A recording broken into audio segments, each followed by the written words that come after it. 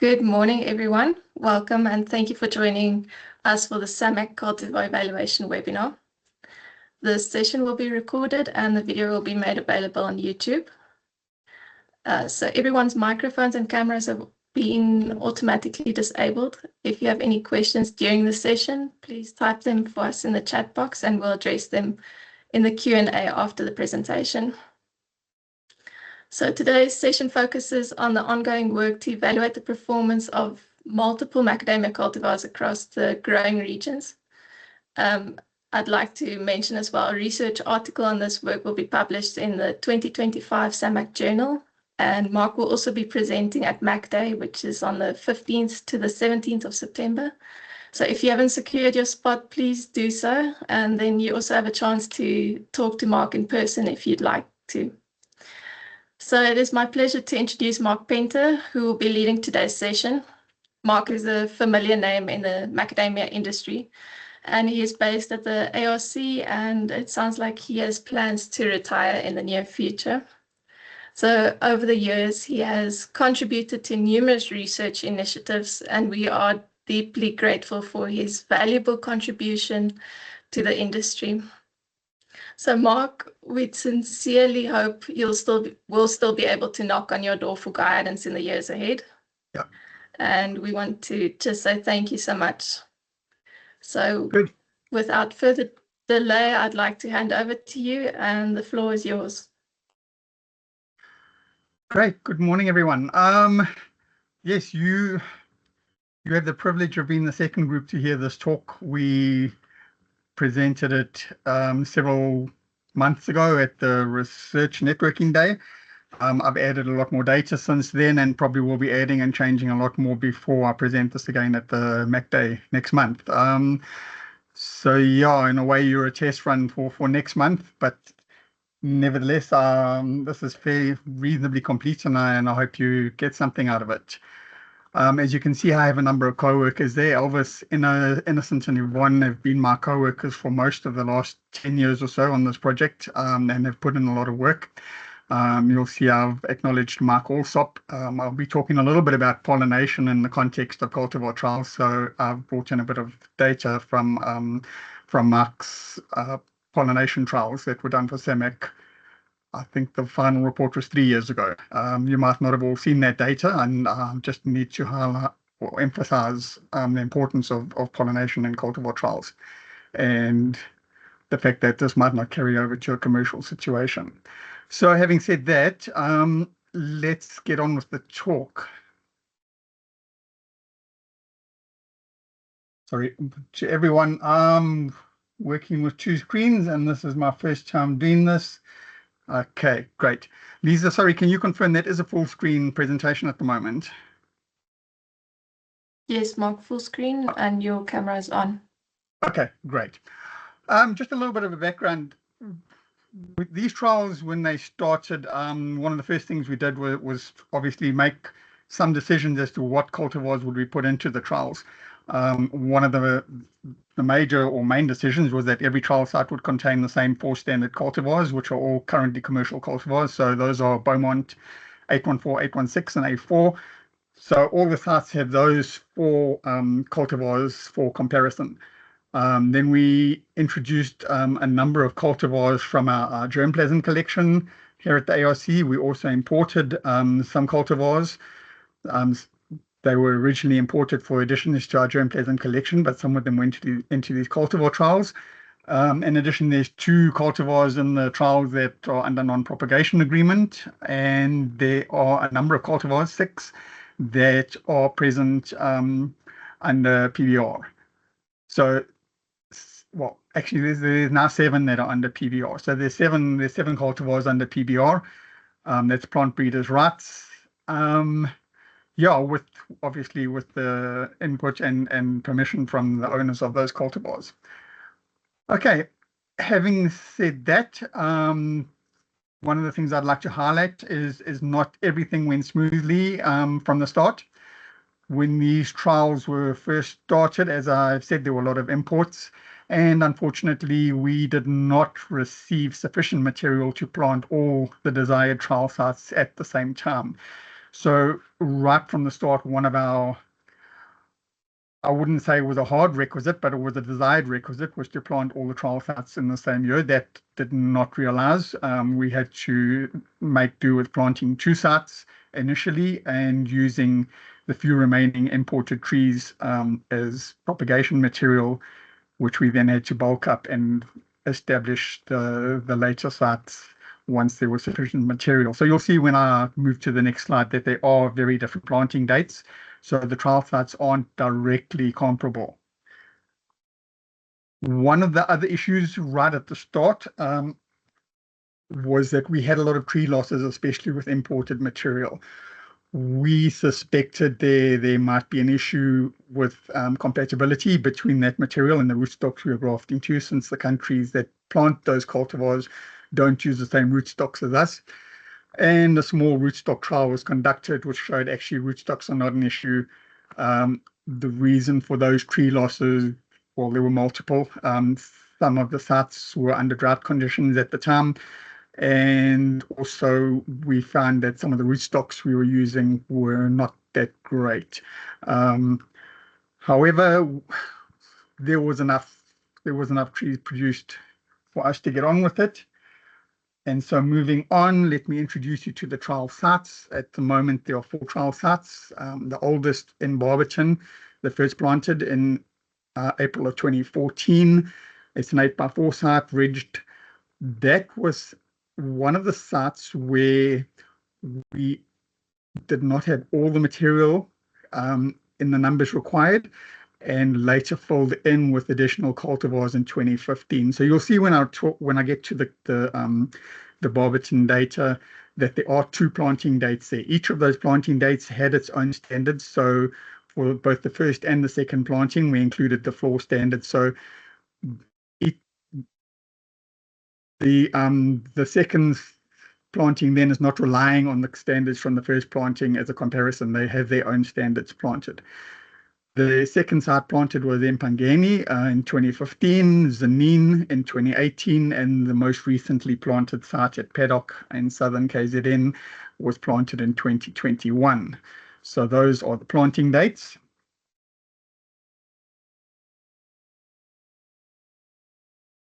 Here comes a big, well, there it is. It's a beware sign. We have to be very careful, or rather people looking at this talk and looking at how the cultivars are performing have to be very careful about taking decisions based on what you will see in this data. There are cultivars that perform much better than others, but you have to take into account that these cultivar sites contain a lot of cultivars, up to 20. Sorry, up to 40 cultivars we have at the moment that are in the trials. And we don't know what is cross-pollinating with what. So if you're going to look at the data today and take the best cultivars and plant them, just be aware that we don't actually know the best pollinators for everything. And you may well not get the same sort of performance we get in the trials in a commercial situation. So there's something to be very careful of. So that's just a warning I want to make you all aware of. And I'm just going to show you a little bit of data from cultivar trials that were done by Mark Alsop. Can you see my cursor on the screen? Sorry. Mark, just move it around. Do you see my mouse cursor? Yes, yes, I do. Okay, good. I'm going to use that to point out things. Great. Okay, so a few years ago, Mark Alsop did pollination trials with 12 cultivars. 6 of them were early flowering cultivars, 6 were later flowering cultivars. This is the data for the early flowering cultivars. As you can see, there's 6 cultivars in here. What you'll notice, for instance, is that 741 as a cultivar is fairly well or fairly equally pollinated by just about all of the other 5 early flowering cultivars. Where the cultivar like 814 shows much better in that set when it is pollinated by 788, 816, and 849, much more so than when it's pollinated by 842 and Beaumont.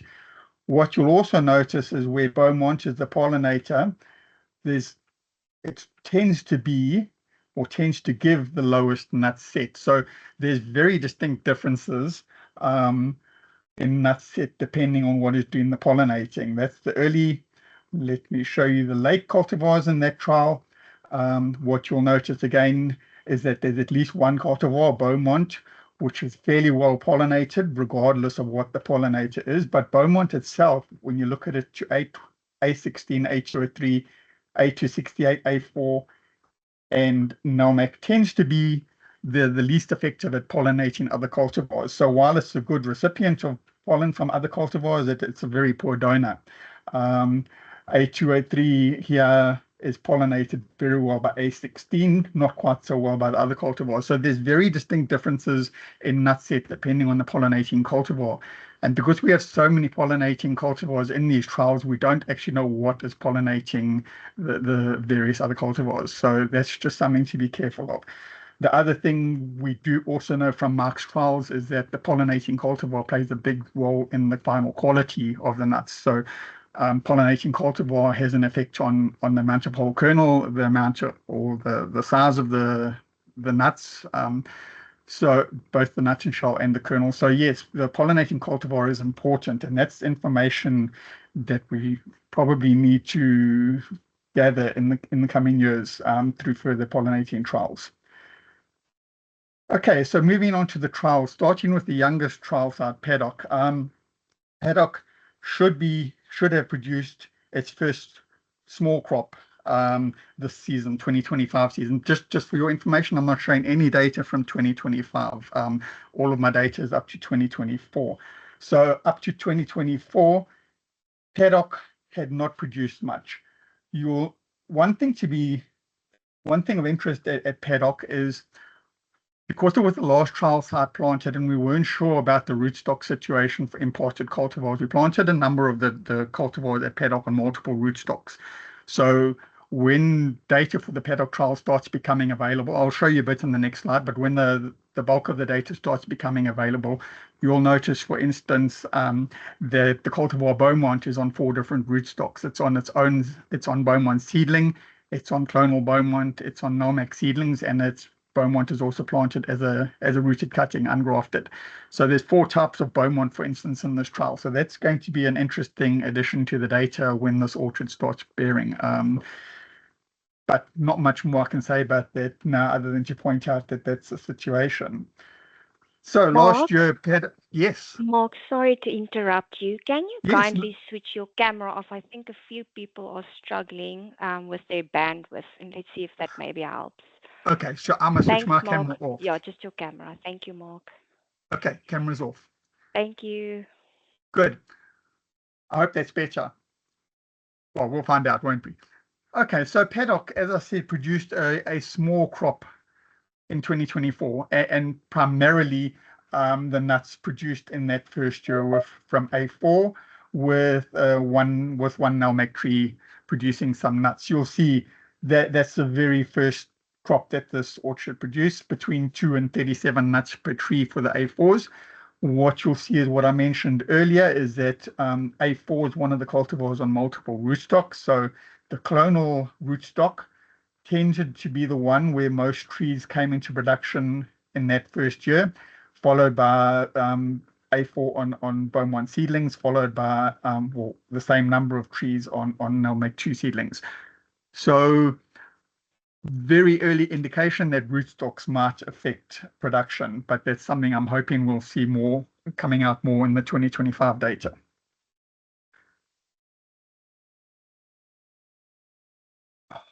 Sorry about that. One of the things we've been looking at Paddock, particularly because there's different rootstocks involved, is tree growth in the early years. And this is the tree growth or tree height in 2024. So what you'll notice here, as I said, the bulk of the trees are on clonal rootstocks. There's certain cultivars that are now on NOMAC 2 seedlings and certain cultivars that are on Beaumont seedlings. What you'll notice is this TS113, the cultivar TS113, is always the shortest tree, regardless of what rootstock is on. You'll see there's some statistically significant differences in size, with Beaumont, on clonal Beaumont being the most vigorous. Interestingly, most of the cultivars on seedling rootstocks are less vigorous than on clonal Beaumont rootstocks. That TS113 is very interesting. You will see in this photograph, these 4 trees here, if you look at my cursor, those 4 trees are 113, and you'll notice that those trees are significantly smaller than all the other trees that's borne out for the data I showed you in the chart. It's a very short tree, a very compact tree, dense. This is TS113 at 4.5 years old at a different site. It's a very round tree, very dense at its center, tends to bear at its center. That is a tree which probably warrants a little more work, certainly in terms of optimal spacing. It can probably be planted a bit closer than most of our standard cultivars. And in the pictures I showed you, it's on an 8x4 spacing. And as far as I know, Aurea and Lisa are proceeding with trials to have a closer look at this cultivar, along with the plant breeders' rights owners for that cultivar. So that's all I wanted to say about that. That's all I want to say about paddock, for that matter. Yes. Moving on to the second youngest site, Zanin. Something, it's nothing to do with the actual cultivar trial itself, but something that popped out in the last season was a disorder I'd never seen before, and certainly none of the soil consultants we approached had seen it before. It caused a bit of a panic because it resembles viral diseases which are seen in some vegetable crops, but with a bit of an investigation that SAMAC did, that was found to be a nutritional disorder. So this is something, as I said, I've never seen before, and very, very few people, or none of the people involved in figuring it out had seen it before. But it does, if you do see it, don't panic. It's most likely a nutritional disorder, and it was really only seen in a very dry season. The moment the rains came in paddock, in Zanin, the flushes that followed this one were back to normal, and the disorder disappeared. So for a short while, we were anticipating new research on a new viral disorder, but that's not the case. So yields at paddock, yields in Zanin. This site has had 2 years, 2025 now is its 3rd year of production. So the data here is for 2024, 2023, which were the first 2 seasons of bearing for the orchard. The important thing here is that the trees bear with the highest cumulative yields for those two years are clearly precocious cultivars. We know that Beaumont and 814 are particularly precocious. You'll see at this site that 814, Beaumont, and A4 are all amongst the top producers. What I anticipate is that as the lower intake cultivars come into production, this order is probably going to change. Sorry, I should have said right at the start that there's actually 4 types of data on this chart. The green bars show nut and husk yield. The brown bars show nut and shell yield, dry and shell. And the yellow, creamy or golden bars here show kernel yield. So this chart is ordered in order of, the black line shows estimated income yield. So this chart is arranged in the order of income yield, with the highest income earner being 814 and the lowest, the cultivar 781, which is not really producing yet. So yeah, getting back to what we're saying, we see that at this stage the standard cultivars for the industry are producing very well, as is A268 and the number of the imported PBR cultivars.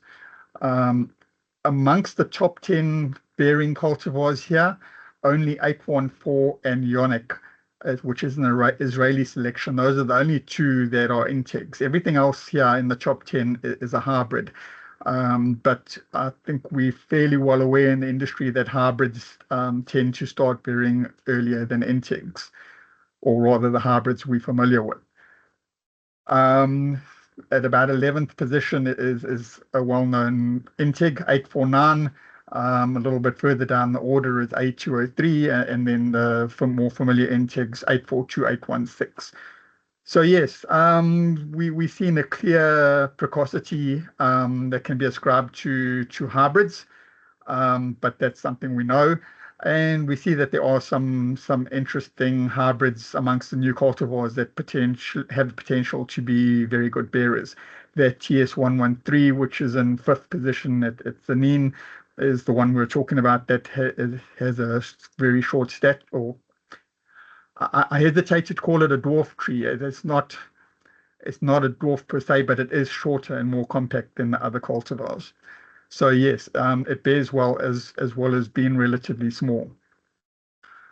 Okay, so moving on. One of the things we noticed at Zanin and at other sites is that there's a number of cultivars that have actually quite a wide distribution of nut sizes, from very small to fairly large. And we just as a look-see rather than as part of our trial, I selected samples from 4 of those cultivars, TS11, 108, 113, 814, and the cultivar C1, and looked at the distribution of dry and shell nut sizes for those 4 cultivars. What's interesting, using 814 as an example, is you will see 814 produces a sort of a spread peak over the size 20 to 22 millimeters and 22 to 24 millimeters. So a relatively small dry and shell nut, which we're all aware of. The 2 cultivars, TS108 and 103, peak at around 24 to 26 millimeters, and C1, one of the bigger cultivars, peaks at around 28 millimeters. But what's more interesting than this distribution of nut sizes is what happens when we crack the nuts in each of those categories. Again, using 814 as the first example, you'll see nuts of 814 that fall into the 16 to 18 millimeter size category basically don't have kernel. They're hollow nuts. They're probably unfertilized. In the smaller category, 18 to 20, which is in the size that would be delivered, we're looking at a total kernel recovery of around 25%. And when we move on to slightly larger sizes, 20 millimeters and up, it settles in at around 32 to 34% kernel recovery for 814 at that site. An interesting one is TS113 in the 18 to 20 millimeter category. Total kernel recovery is around 17.5%. The moment you go up 2 millimeters to a 20 to 22 millimeter dry and shell size, you start getting recoveries of around 38%, and that progresses as the nut gets bigger to above 40 and approaching 50% kernel recovery. So I'm not sure if a study has been done on this, but there's very distinct differences in kernel recovery depending on the size category of the dry and shell nuts. So potentially that is important information in terms of sorting what nut and shell is sent to processors. Potentially in a season where large seasons where processors are overwhelmed, or where a grower is looking to deliver something specifically with higher kernel recovery, it's possible that if on-farm practices allow it fairly readily, one should maybe start looking at sorting a nut and shell by size. But that's a whole new issue. I don't want to address it here. It's probably the subject of a whole new trial. It was just an interesting piece of information that popped out of the cultivar trials. Okay, so moving on to the next site, Empangeni. Number of things to notice here. This is one of the first sites planted. It was planted during a very dry year. It was also planted, it has a fairly sandy soil. We experience a lot of tree losses at the site straight after planting, in the first year after planting. At that stage, because a lot of the trees that the trees were primarily losing were the imported ones where we didn't have material for propagation, we were still bulking up that material for planting other sites. So it was not possible to replace dead trees at the site. So at that point, at that stage, dead trees were replaced just to fill in the orchard. They were filled with Beaumonts because there was no chance that the cultivars lost would be available for at least another 2 to 3 years for filling in those gaps. So there are a number of cultivars here which are represented by relatively few trees, as little as 1 tree in some cases. So that is something just to be careful of when looking at the data. In fact, because of the tree losses, it was initially decided not to collect data at the site, but the SAMAC committee sat down and discussed this, the research committee, and eventually gave us instructions that would like or talk to us about going back to collect data there. But at that point, we had lost the first 2 years of production data, the first 2 precocious years. So we can't say much about the precocious cultivars at Empangeni. Fortunately, the years where the data was not collected were years where the yields are relatively low and play a very little role in the overall cumulative yield over multiple years. But that's just a point to note, is that there is a gap in the data for this site. So this is the yield for 4 seasons at Empangeni, 24, 23, 22, and 21. You will see here that the order of the cultivars is not the same as at Zanin. Bearing in mind, this is an older site. This is probably, these trees are older. They are all in production, whereas at Zanin, some of the cultivars are only just coming into production. So, as I said, for Zanin, the order will change here. The order is probably close to what it will remain. Again, there's 4 types of data on this chart. The green bars represent nut and husk per tree yield. The brown bars represent per cultivar the dry and shell production. The yellow bar, the smaller one, represents the kernel production per tree. And that black line represents an estimate or calculated income per tree. You'll see here that at this site on the coast, Beaumont, the sort of most widely planted standard in the industry, is only halfway down the production list. At least half the cultivars planted there are better than Beaumont in terms of kernel yield. However, Beaumont is still the top producer in terms of nut and husk, and a relatively high producer in terms of dry and shell. In many cultivar trials in the past, dry and shell was a primary yield parameter. This is a fairly good indication of why it shouldn't be, because if we were doing this ordering in terms of dry and shell production, Beaumont would be the 4th or 5th best. It wouldn't be halfway down the order. So yes, just an important point to note when you go back to the older cultivar trials and you look at the yields, it's normally in dry and shell production, which is possibly not the best way to assess cultivar productivity and income. Okay, so moving away from that and onto the specifics here, you will see again that A268 is in the top cultivars, but here A203 outperforms A268, and in a close third by the cultivar A38, and then some of the TS, which are the imported protected varieties, and then we find 814 and A4 are in the top 10 producers, but not in the top 5, or rather 814 is in the top 5, but A4 is not.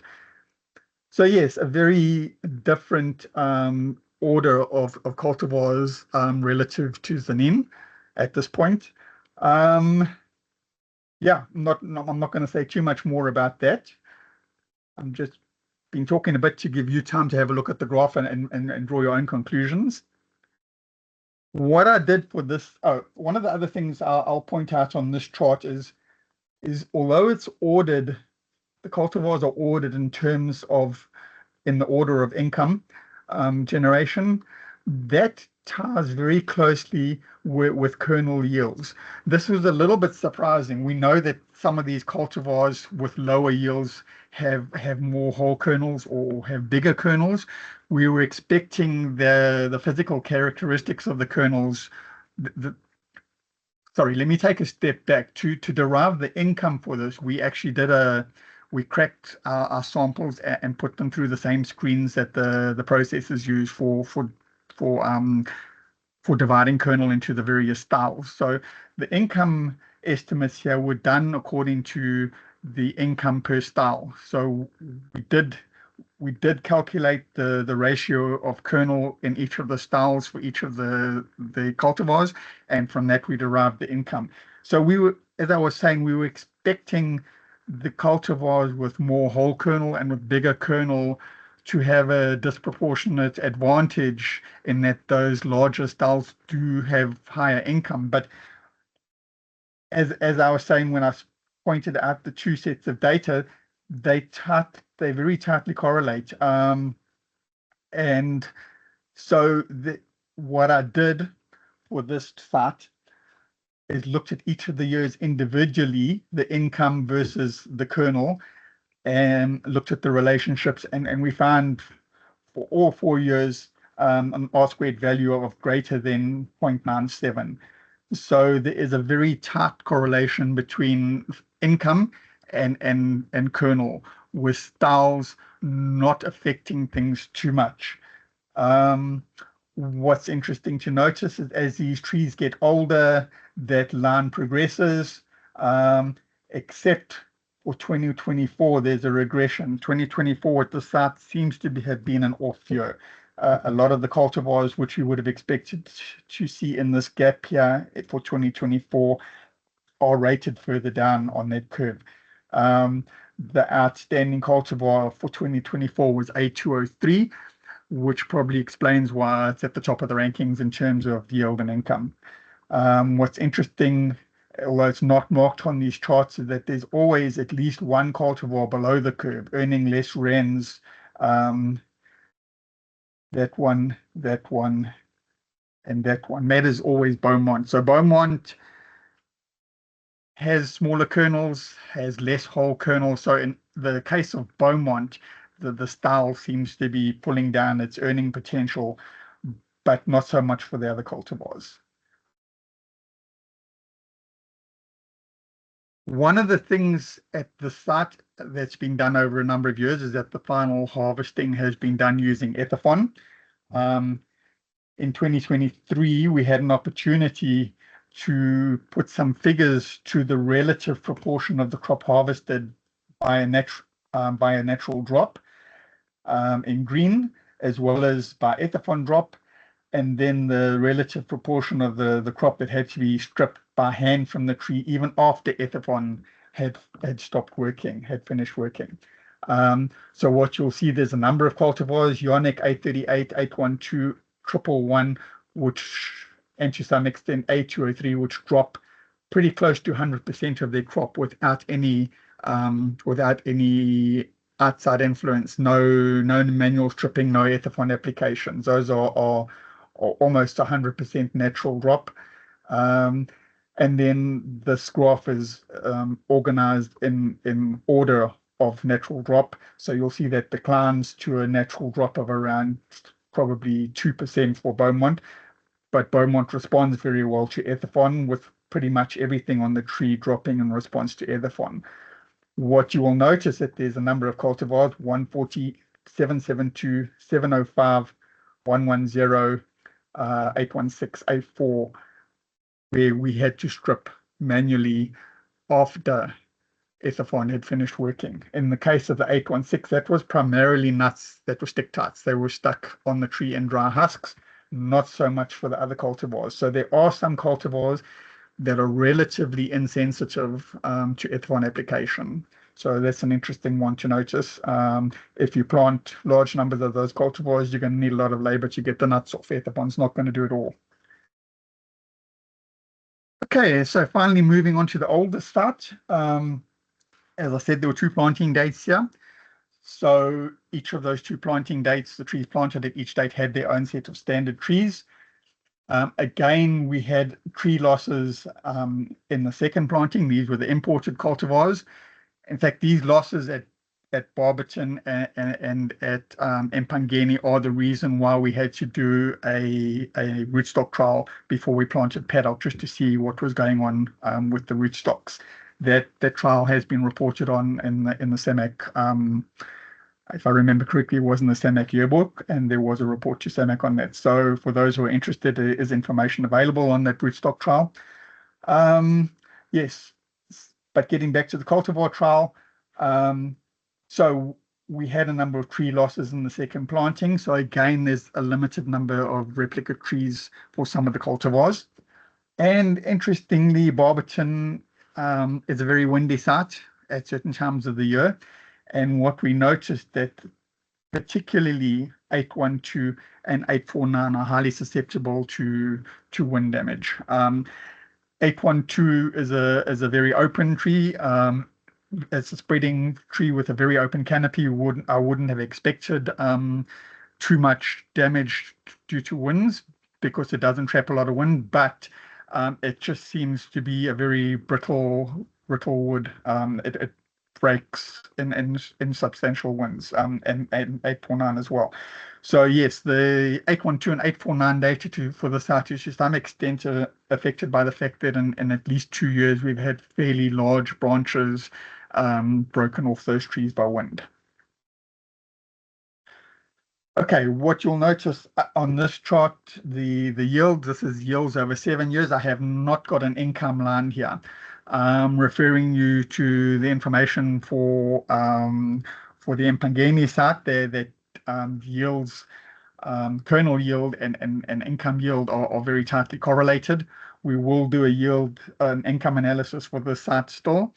Unfortunately, due to the fact that COSID was present in this trial, we've been a bit restricted in what samples we could take away, but we do have sufficient data that I can still do an economic analysis for this to fit onto this chart, and hopefully that will be available and for me to show at the Mac Day next month.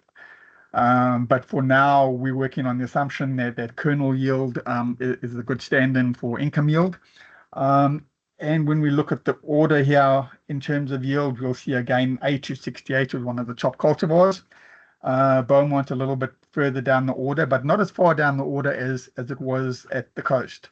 Beaumont is in 5th place here. And a number of our standards, namely Beaumont, 814 and A4 in the top 5 here. As is one of the old cultivars, 741, that was very surprising. That was put in here because it was used as a standard in the Australian trials, and I wanted at least one of our sites to use a standard that was used in another country's trials for comparison. But yes, 741 does very well here. So A23 is also in the top 10, as is Yonic, and Integ 887. That's a nice cultivar in terms of its quality. Unfortunately, it doesn't yield as well as I would like. Many of you are probably familiar with Prof. Peter Allen, who did most of the early imports for our industry and cultivar trials. And Prof. Allen told me on a number of occasions when I met with him that 887 was his favorite cultivar. He told me that it's the only cultivar he's ever planted at home for himself. So although it's a relatively low yield, it has very good quality. It's a very white kernel, very round, typically a lot of whole kernel. So yes, there's the order for Barberton in terms of kernel yield. That's for the first planting. For the second planting, you'll see again 695, A4, 814 in the top 5. Some of the TS cultivar, one of the TS cultivars is a top producer there. That's one of the protected varieties. Yeah, the other protected varieties here are probably lower down on the order for Barberton. TS113 in particular not doing quite as well at Barberton as it is at Zanin. So yes, definitely there are similarities between the sites. There are certain cultivars perform in the top 5 or the top 10 at all the sites, but there are other cultivars that are better at some sites than at others. Looking at the production over the 7 years that we measured at production at Barberton, this is the nut and husk production, and each of these bars represents in different colors the 7 years for that cultivar. You will see the years with the orange here. That's the second crop, the 2019 crop. Looking at the orange gives you an idea of where the precocious cultivars are, the ones that bear in the first couple of years of bearing. The other thing you'll notice is that for many of these cultivars, 2021, or rather 2020, was an off-season relative to 2019. 2021 was still lower than the 2019 production, where trees were in production in 2019, and the production really only equals the 2019 production again by 2022. In a number of cases, that 2022 season for A4, for example, is followed by a lower season and then a greater season. So one of the useful aspects of this chart is it's showing us which of these cultivars go into on-off bearing cycles. There are a number of them. That's just something to take into account, because it's obviously where you've got a choice of a cultivar that is continuously increasing yields, that's probably better than one that's continuously in an on-off cycle. Okay, so that's the 4 sites. I'm just putting up a brief summary of the top 15 cultivars at each of those sites. It obviously does not include paddock, which is not in production yet. So we have the first planting at Barberton, the second planting at Barberton, then the Empangeni and the Zanin. What you will see, as I've already said, is some cultivars like A268 are typically in the top 5 at all the sites.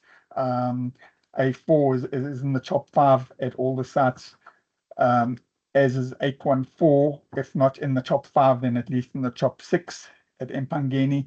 So there are certain cultivars that consistently produce well at all the sites, whereas there's other cultivars that produce really well at some sites, but not at others.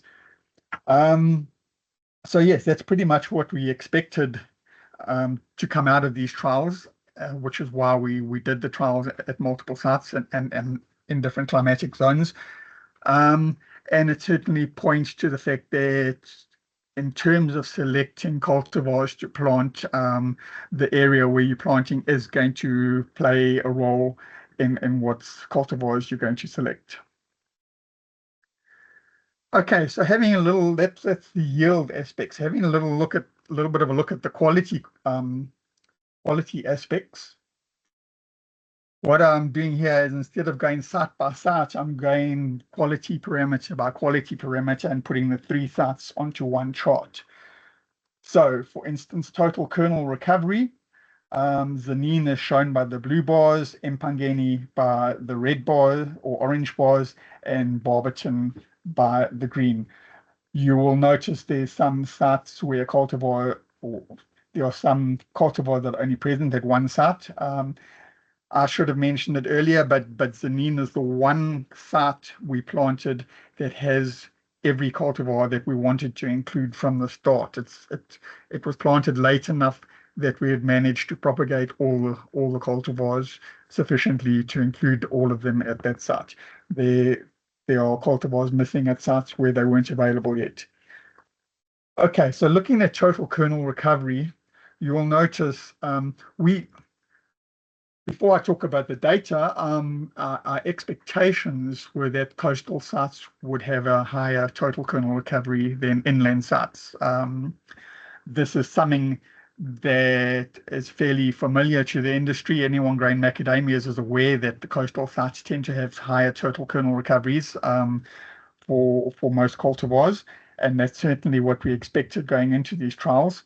But surprisingly, for instance, looking at Ionic, the first cultivar in the order here, you notice that Barberton actually has higher total kernel recovery than Mpangeni. For 816, the two sites are very similar. There's a number of cultivars for which Barberton is either better than the coast or at least very close to what we get at the coast. And this points to the fact that Barberton has a microclimate which probably comes fairly similar to what we find at the coast. I've worked at Barberton not just on cultivar trials, but over the years on a number of other trials, and consistently Barberton has had high kernel recoveries and large kernels, sort of along the lines of what I would expect to see from coastal sites. So yes, there's a microclimate factor involved for the Barberton data here. And certainly the Barberton and the coastal sites certainly outperform the inland site at Zanin. To some extent, that is possibly due to the fact that Zanin is a very young site at this point. I will say a bit more about that later. Okay, moving on to whole kernel, you'll see again Barberton performing very well for a lot of cultivars in terms of whole kernel, much better than the coastal sites. In this instance, the coastal site and Zanin for many cultivars were fairly similar, but Barberton did outperform those other two sites. And sorry, that was whole kernel. And now for kernel size, you'll see this is one of the quality parameters where Barberton 816 and Barberton does particularly well, an average kernel size of 4.5 grams.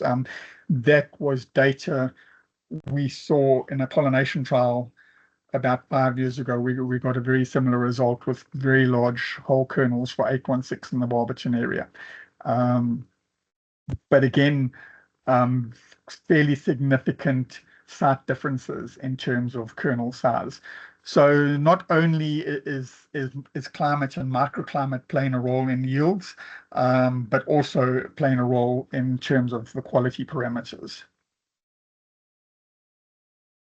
What I did this morning is had a very quick look, having previously done those charts looking at quality parameters between sites. What I did this morning was I had a quick look at the quality parameters for Barberton for the first year, 2020, where all the cultivars bore a crop, versus 2023, which was the most recent year where I had quality parameters. And what popped out was fairly interesting, so I've included it here. There's no particular order here in terms of the kernel recovery, but rather this goes in cultivar order. The thing I want to point out is that the 2020 trees for many of these cultivars was the first, either the first crop or the first big crop.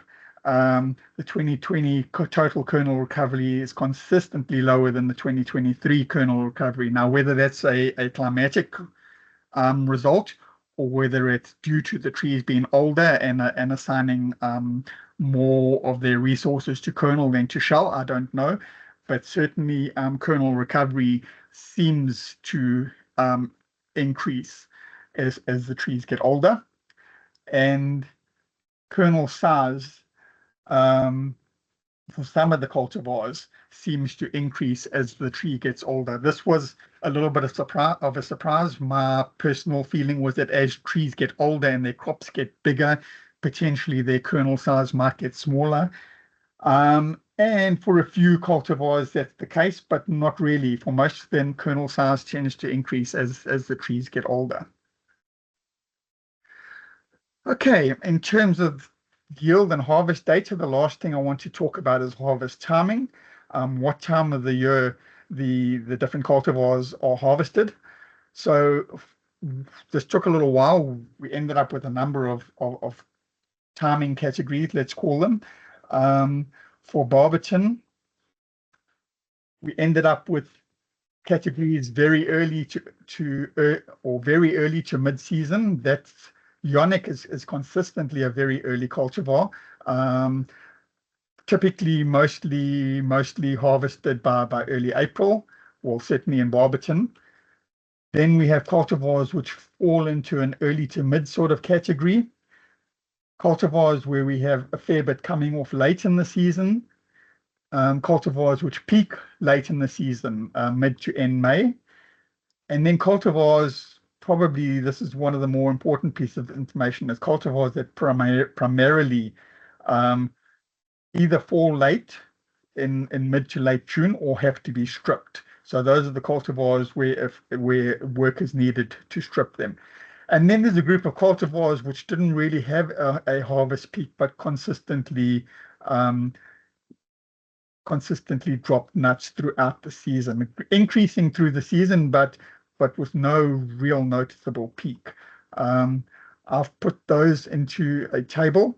So this is the table for Barberton, where we go from very early through to very late, through to cultivars with no distinct peak. Anything that is red here is a cultivar that had to be stripped, and where more than 20% needs to be stripped. You'll see in this group here, Beaumont, we're well aware of the fact that the vast majority of the crop needs to be stripped there. That's the Barberton data. For Zanin, similar categories. So we have a number of cultivars with an early and very early peak. Ionic again falls in there. Ionic by 11 March had dropped more than 20% of its crop, and by 2nd of May was basically finished dropping. So Ionic is consistently an early cultivar from site to site. And then again, we group them by early to mid-season, mid to late, and then again a number of cultivars which primarily need to be stripped, and a number of cultivars which have no peak, no distinct peak. Okay. I'm running through this fairly quickly because the charts and the table say the same thing. I'll put up a table in a moment looking at the three sites together. But for Empangeni, there again, there's again a very early drop. In fact, Ionic at Empangeni dropped around 15% of its crop by the first week of February, and was basically finished dropping by the middle of March. So a very early cultivar. Other early cultivars is 111 and A203, which we saw at some of the other sites. And then again, the various categories, but particularly there's a lot of trees at the site which needed to be stripped. They had a late drop, which required additional stripping, or they had no drop at all and required a significant stripping. Okay, so that's the table for Empangeni. What I'll put up is the three sites. So what you'll see when we look at the three sites up on the same screen is that there are some similarities. The cultivar 111 is generally where it's planted is either an early cultivar or a mid-season cultivar. Ionic is always an early to very early cultivar. But there's cultivars that behave differently depending on where they're planted. For instance, 816 in Empangeni had a drop spread throughout the season, whereas at Barberton, 816 tends to drop in the early season to finishing up in the mid-season. And then at Zanin, it's in the mid-season. There's no early drop there. So yes, there's some cultivars that consistently drop at the same time of the year, regardless of where they're planted, but there's other cultivars that are definitely affected by the climatic zone in which they are planted. So that's something else to bear in mind when making choices about cultivars. Okay, and then a little bit more information I've categorized under other. What we did this wasn't specifically part of the cultivar trials, but what we did is use the cultivar trial sites for some of our other trials. And one of those trials is one where we looked at the fatty acid profiles of various cultivars. And very interestingly, we have very large differences in the oil profiles, the fatty acid profiles, and the oil of different cultivars. You're probably all aware by now that macadamia is unique in that it has very high levels of palmitoleic acid, which has certain health benefits, particularly in terms of diabetes resistance or insulin resistance in diabetics. Yes, very big differences between cultivars. We have the NALMAC 2 cultivar, which is the South African cultivar, having over 20% palmitoleic acid, while a lot of the other cultivars, and then 814 in particular, are a lot lower. 814 is just over 12% palmitoleic acid. So there's something else interesting that came out of the trial sites. Okay, so there's some conclusions.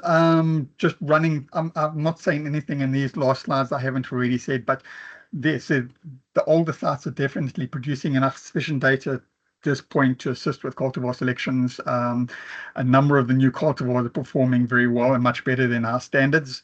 And there are differences between the sites. Going forward, my physical involvement in the cultivar trial site data collection ended in 2024. There are now new researchers working at each of the sites. One of the new things starting this season, that processors have been pulled in to assist with quality assessments. So I'm anticipating some quality data, which is probably closer to the real world than the quality data that comes out of a laboratory. Yes, and there's probably some cultivars that should move to a semi-commercial evaluation, bearing in mind that cultivars like A203 and A268, which were relatively new when the trial started, are actually fairly widely planted already. So yes, that's going forward. And then some acknowledgements. ARC, SAMAC, the various farms that hosted these trials, they've put those farms have put in a lot of work in assisting us with harvesting, and it's been very much appreciated, and have taken on the jobs of looking after these trees.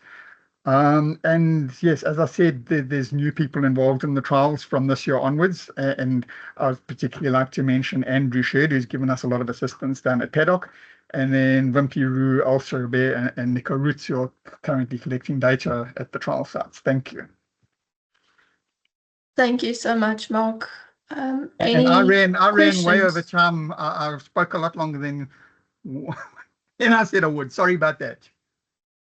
I've been checking the chat. There's no new questions that have come in. The presentation will be made available, and it will be as a recording on YouTube as well. I see there's a question for trials. Any plans for trials in the Western Cape? Yes, Western Cape, probably Western Cape Warren's trials. I'm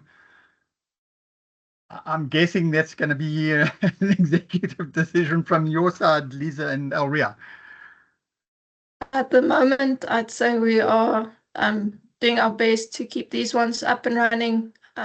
It will always be interesting to see further down the line, but at the moment, nothing has been discussed yet. Yes.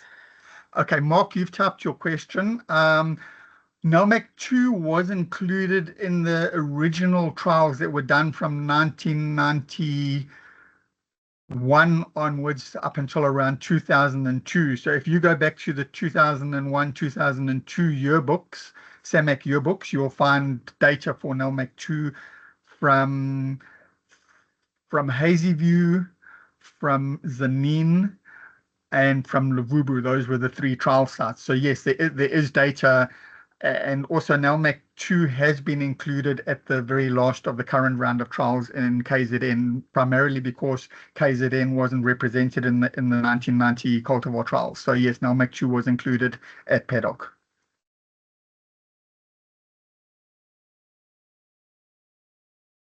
Any other questions?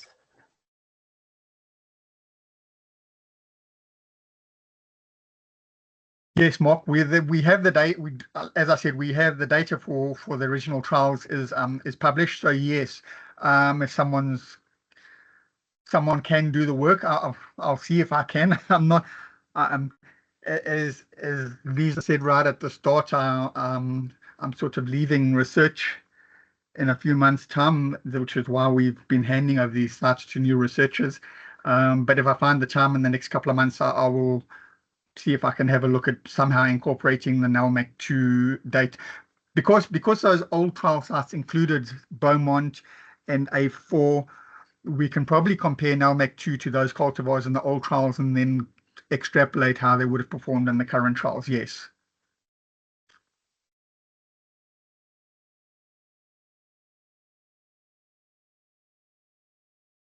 Okay, there's other questions Okay, coming someone in. mentioned 863. Yes, 863 is in the paddock trial, not at Empangeni. Pollinator for NELMAC 2, I would refer you to the report written by Mark Allsop. NELMAC 2 was definitely in those trials. Sorry, can you still see my data on the screen, Lisa? You can go back, Mark. Yes, we can still see it. I'm going back to Mark's data. So their NM is NELMAC 2. You'll see that the best pollinator for NELMAC 2 in the low felt was A16, followed by A203 and A4.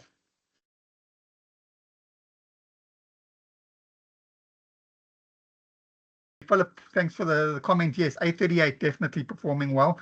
I just regret it wasn't in the official original SAMAC trials, unfortunately, but I do know that it was put into the Kersney trial. So yes, it is doing very well at most sites. A bit earlier about 203 and 268 at far north. Look, climate is very important. Yes, 823, 268, it does well. They do well at Empangeni, but bear in mind that Cozy Bay is you're looking warmer, a fairly different climate to Empangeni. So we are seeing very distinct climatic differences. I'm not sure. You know, anything that's very different, you're probably going to have to plant a small trial of your own and see how they perform. Best harvesting method. Look, that depends on your cultivar. Best for everyone all around is something that drops fairly early in the season and it has a natural drop. Obviously, that's going to be the most cost effective. Yeah, so the best harvesting method is obviously going to tie in with the cultivars you planted. If you've planted Beaumont, for which Ethafon is registered as an abscission agent, that's probably your best method. Just get the timing right and make sure that you've tested your nut maturity before you apply it. So yes, there's no overall best harvesting method for all cultivars. That's very cultivar specific. A38 and Zanine, yes. I would say A38 is one of the cultivars that comes into its own slightly later in its life cycle. So I would very much like to see another year or two's data for Zanine before we write off A38 there. Okay, I think we did well. Thank you everyone for the questions, and Mark for your time presenting. Really appreciate it. As I mentioned, you can catch him at Mac Day. If there's any other questions you'd still like to ask Mark, or you can email me as well. Thank you so much for everyone's attendance and for a great webinar. Good, thank you.